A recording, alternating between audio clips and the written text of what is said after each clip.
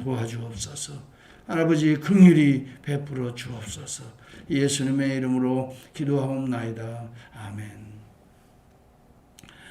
유다의 이 13대 왕 히스기야 왕의 신앙개혁이 계속 이어지고 있어요. 29장, 30, 31장 이렇게 계속 개혁운동이 이어진 그 유다의 왕은 거의 드뭅니다. 드물 정도로 히스기야 왕의 이야기가 계속 이어지고 마지막에 여기 본문에 보면 그 예루살렘의 큰 기쁨이 또 하나님이 제사장들을 통해 그들을 축복하시는 축복이 그 축복의 소리가 하늘까지 오르고 온 성도들의 마음속에 백성들의 마음속에 감사와 기쁨이 그냥 차고 넘치는 이 놀라운 이 모습을 보여주고 있습니다. 참 그동안 북이스라엘은 두말할 것도 없이 남유다에 이르기까지 이런 기쁨이 없었다는 거예요. 특별히 북이스라엘의 르호보암부터 여로보암 때 나눠지고 난 이후에 이렇게 유월절이 회복된 때가 없고 이런 기도가 또 이런 기쁨이 회복된 적이 없었어요. 특별히 북이스라엘 백성들도 다 내려오라고 그랬어요. 유다 백성들만 이렇게 유월절을 회복한 게 아니에요. 그때는 이미 722년경에 이미 북이스라엘은 아수르에 멸망해버리고 말았어요. 그래서 다 포로로 잡아갔다고요. 남은 백성들이 홀로 외롭게 있을 때 그들도 내려오라는 거예요. 호세아 왕, 북이스라엘 호세아 왕도 다 이미 끝나버렸어요. 북쪽 이스라엘 멸망해버리고 말았다고요. 722년에. 지금은 그 이후입니다. 외로운 자기 동족들도 내려와서 예루살렘에 와서 하나님 앞에 돌아오자. 그리고 우리가 유월절을 지키자. 여러분 절기가 회복될 때에 그 성의 기쁨이 회복되고 하나님의 축복이 회복된다는 걸 기억하십시오. 그 이전에 여러분 29장까지는 번제와 화목제가 회복되었어요. 그 이전에는 성전이 정결하게 됐어요. 자, 하나님이 축복하시는 과정을 봐야 됩니다. 성전을 정결하게 해야 됩니다. 우리의 마음의 성전을 정결하게 해야 됩니다. 회개 없이 정말 우리가 하나님의 기쁨은 회복될 수가 없습니다. 우리의 마음이 정결하게 씻어지고 보혈로 씻어지고 그 다음에 뭐예요? 제사가 회복되고 번제와 화목제가 회복되고 그 다음에 절기가 회복되고 그 다음에 이 갈라졌던 민족이 같이 예루살렘에 모여 이런 놀라운 기쁨의 잔치가 하나님의 또 백성들을 축복하도록 레위 자손들을 통해서 축복하시는 이 놀라운 모습들을 보면서 오늘 이 어려움의 시대에 우리도 회복의 스텝을 밟아야 되는 거예요. 이대로 갈 수는 없잖아요. 여러분 이러기 위해서는 여기 너희 조상들과 같이 너희 형제들과 같이 하지 말라.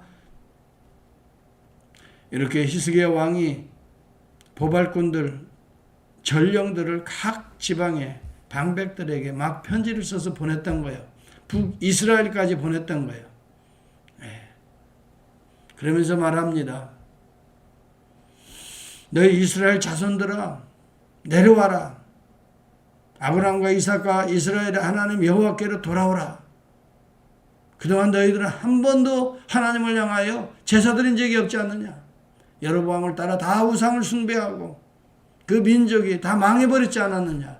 이제 남은 백성들이라도 돌아오라. 이때 소망이 있다는 거예요. 여러분 그러면서 말합니다. 너희 남은 자 곧 아수르 왕의 손에서 벗어난 자에게로부터 지금 빨리 돌아오라. 하나님의 품으로 돌아오라.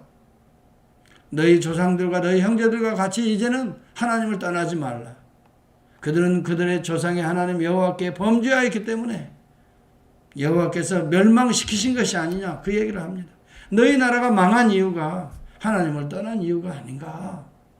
진단을 바르게 합니다. 이제 여호와 하나님 앞에 돌아오면 너희들을 다시 하나님이 떠나지 아니하실 것이다. 너희가 똑똑히 보라. 이 이야기를 히스기야가 편지를 다 써서 이스라엘 북쪽의 여러 에브라임 지파나 므낫세 지파를 비롯해서 여러 지파들에게 다 보내고 남유다는 두말할 것도 없어요. 우리 하나님은 어떤 하나님이신가? 은혜로우시고 자비로우신 하나님이시다는 것이에요. 한번 구절을 살펴보시기 바랍니다.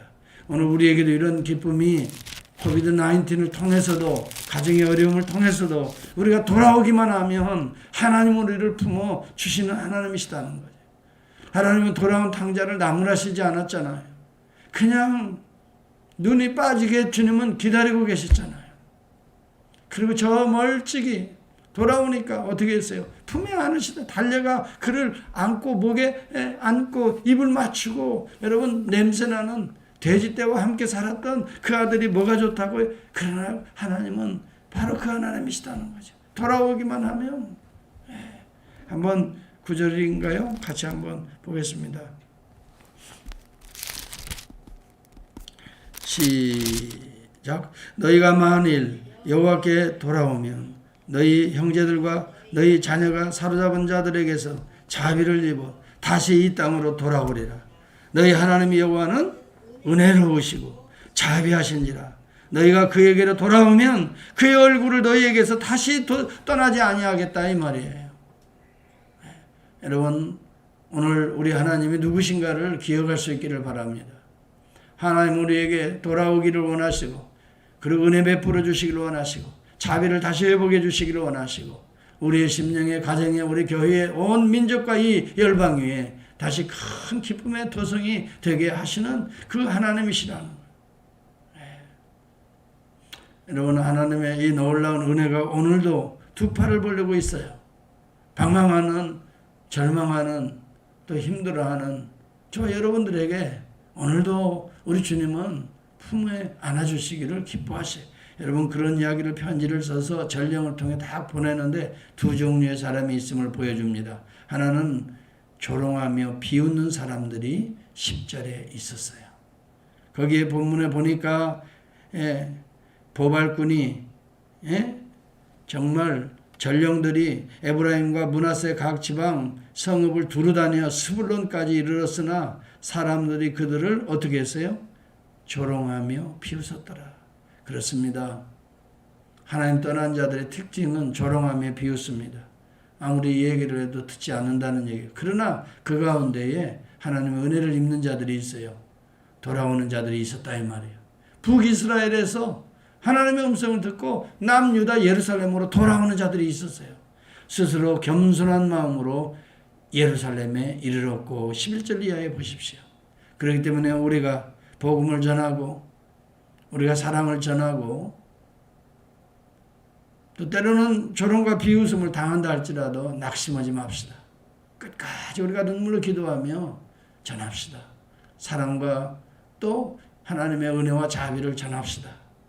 그 가운데 하나님께서 역사하셔서 겸손한 마음으로 하나님의 품에 돌아와 제사에 동참하는 무리들이 있을 것입니다. 이것이 오늘 이 시대의 교회인 것입니다. 교회는 결코 세상을 포기해서는 안 됩니다. 세상이 아무리 조롱하고 아무리 비웃고 멸시한다 할지라도 우리는 세상에 나아가 복음을 끝까지 우리가 전령이 되어서 전하면 때가 되어 택한 백성들은 스스로 겸손한 마음으로 예루살렘에 돌아올 자들이 있어요. 그렇기 때문에 여러분 스스로가 저 사람은 안 돌아올 사람이야, 돌아올 사람이라 규정하지 마시기 바랍니다. 엊그제도 우리 예수군 거지 전도라고 하는 과목을 공부하는데요. 그 중에 어느 집사님 고백이 그거예요. 보통 저 사람은 도저히 내가 전도를 해도 안 돌아올 사람 같다는 거예요. 그래서 말을 안 하는 경우도 있다는 거예요. 그게 잘못된 우리의 편견이라는 것을 함께 고백했어요. 하나님의 역사하시면 따라서 합시다. 하나님의 역사하시면 우리가 역사하는 게 아니잖아요. 우리의 말로 누구를 설득하는 게 아니잖아요. 복음은 우리가 만들어낸 논리가 아니잖아요. 그래서 우리는 사랑을 가지고 예수 그리스도의 십자가의 대속의 은혜와 죽은 자가 살아났습니다. 오늘 그리스도 안에 있으면 예수와 함께 죄에 대해서는 죽고 하나님의 의에 대해서는 살게 됩니다. 이 복음을 듣든지 아니 듣든지 전하라 그랬잖아요. 때를 얻든지 못 얻든지 전하라 그랬잖아요. 아 여보, 그 사람은요 아무리 우리가 가서 얘기해도 안 돼요. 안 돼요. 여러분, 어제까지는 지금까지는 안 됐지만 또 오늘 다시 전하면 될지 누가 알겠어요. 하나님의 역사를 여러분 우리가 너무 미리 여러분의 생각과 좁은 편견으로 제약하지 맙시다. 하나님의 능력과 권세는요 우리의 좁은 생각으로 재단하지 맙시다. 여기 본문에 보니까요 11절 12절에 보니까요 돌아오는 사람들이 있어요. 스스로 겸손한 마음으로 예루살렘에 이르렀고 그 다음에 보니까요 하나님의 손이 또한 유다 사람을 감동시키는 사람들이 있단 말이죠. 그들에게 왕과 방백들이 여호와의 말씀대로 전한 명령을 한 마음으로 준행하게 하셨더라. 하나님이 감동을 주는 자가 있어요. 그때까지 우리는 계속해서 기도하면서 또 전하고 또 전하고 이것이 오늘 그 성의 큰 기쁨의 도성이 되고 그리고 그러한 자들은 결심하고 여호와를 구하는 자들이었어요. 여러분 하나님의 큰 기쁨, 하나님의 큰 놀라운 축복이 아무에게 임하는 게 아니라 결심하고 돌아오는 자들이에요. 또 여호와를 구하는 자들이었어요. 19절에 보니까 결심하고 하나님과 조상들의 하나님 여호와를 구하는 사람은 누구든지 비록 성수의 결례대로 과거에 깨끗하지 못했을지라도 따라서 합시다. 사하심을 받으리라. 여러분 결심하고 주님 앞에 나와 보혈로 씻읍시다. 사하심을 다 받게 됩니다. 그래서 히스기야가 그들을 위해서 기도합니다. 과거에 오늘 여기까지 올 때 청결하지 못했지만 아버지 사하여 주옵소서. 그랬더니요 성경에 분명히 20절에 여호와께서 히스기야 기도를 들으시고 그 백성들을 어떻게 해요? 용서하시고 고쳐주셨더라. 이것이 하나님의 은혜입니다.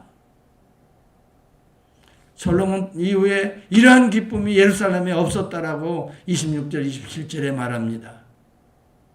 여러분 오늘 이런 기쁨을 회복하기를 원하십니까?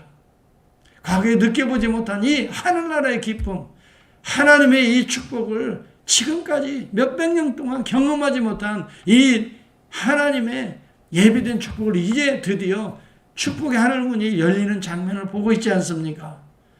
여러분 히스기야를 하나님은 예비해 놓으셨던 것입니다. 그를 통해서 남북이 하늘의 축복의 하늘문에 물꼬를 텄던 것입니다. 이것은 다름이 아닙니다. 결심하고 여호와께 돌아오는 길입니다. 오늘 우리 하나님께서 참으로 이 민족, 이 열방들 코비드 19으로 고통당하고 참 이런 어려움 때 어떻게 살 것인가? 경제적으로 힘들고 정신적으로 여러분 어렵고 영적으로 정말 가난해진 이 백성들을 향해서 하나님은 오늘도 어떻게 해요? 돌아오기만 하면 주님께 진실하게 무릎을 꿇기만 하면 하나님은 하늘문을 여시겠다고 오늘 약속하시는 말씀입니다. 동일한 것입니다. 우리 주님이 바로 십자가의 대속의 피를 흘려서 하늘 성수의 문을 열어놓으셨다라고 말씀합니다. 하나님의 축복에 큰 기쁨에 막혀있던 이 죄의 담을 헐어주신 분이 우리 주 예수 그리스도십니다. 오늘 우리는 언제든지 그리스도의 이름으로 그 보혈로 유월절 절기가 회복된다면 우리에게는 큰 기쁨이 통로가 축복의 홍수와 같은 축복의 하늘문이 확 열려질 줄을 저는 믿습니다. 여러분 유월절은 예수 그리스도의 어린 양의 보혈을 발라서 그 집에 문설주에 바르는 절기가 유월절 아닙니까? 이 절기가 회복되면 큰 기쁨의 토성이 되는 것이고 축복의 하늘문에 물꼬가 확 터지는 것입니다. 주여 이 보혈을 이 어린 양의 피를 내 가슴에도 찍어 바르고 우리 자식들의 가슴에도 찍어 바르고 우리의 집에 들어오며 나가며 문설주에 그 다음에 좌우인방에 찍어 바르게 하옵소서. 예수 피가 여러분 가슴에 찍혀 있습니까? 예수 피가 여러분의 문지방에 여러분 찍혀 피 흘려져 있습니까? 자식들의 가슴 속에 보혈의 피가 여러분 찍혀 있습니까? 우리 주님께서 오늘 우리의 기도를 들으시고 우리의 죄를 사하시고 하나님께서 우리의 가정들을 회복하셔서 큰 기쁨의 도성으로 다시 회복될 수 있기를, 축복의 하늘문이 다시 회복될 수 있기를, 열려질 수 있기를 주의 이름으로 축복합니다. 기도하겠습니다. 하나님 아버지, 희석의 왕을 예비하신 우리 하나님, 이제는 축복의 하늘문을 열어주신 우리 하나님, 은혜롭고 자비로우신 우리 하나님,